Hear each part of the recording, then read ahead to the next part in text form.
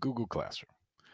The next thing I'm going to show in Google Classroom is getting to the point where your assignments has lots of supports, lots of documentation, lots of extras, and more than one file, you might think. So basically, I'm thinking of every assignment that my students would see on Google Classroom has as many extra supports to get them through that assignment so they can be more independent. So I can focus on teaching the things they've not learned, they've not done. And I'm going to put in plenty of support so they can just be more independent with the work that we have completed. So, like many great teachers do, uh, starting with what to learn. So I'm starting with a standard here, third grade standard in reading literacy to describe characters in a story.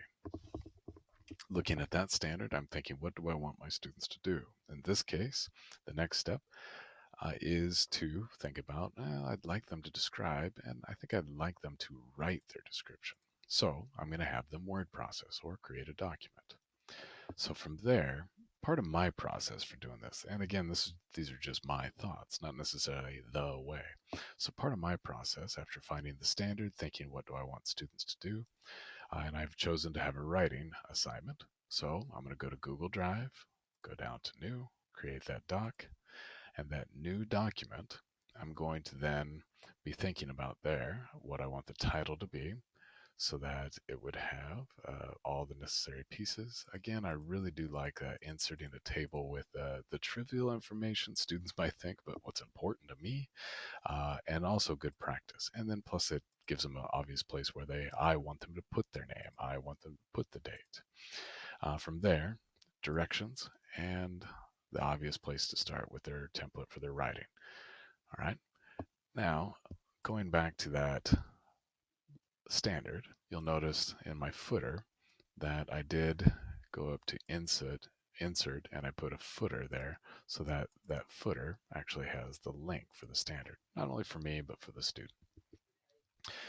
I also have done some additional research because this is asking me to read Akyak.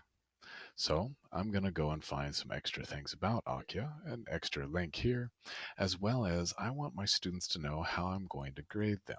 So I've got here rubric for the actual assignment that I'm going to use.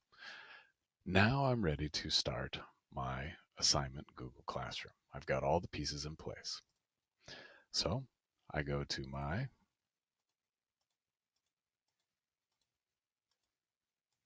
classroom by getting to the icon there. I'm going to go to the stream of work that I want them to be working on. I'm going to add an assignment that I create. So in this case, I give it another just title.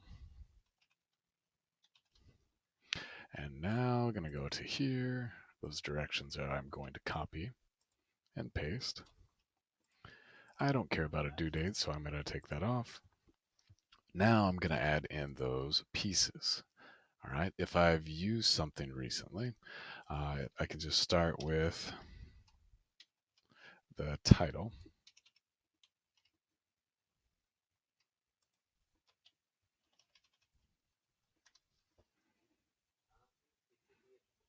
I do a quick search here, and I've got the description template here.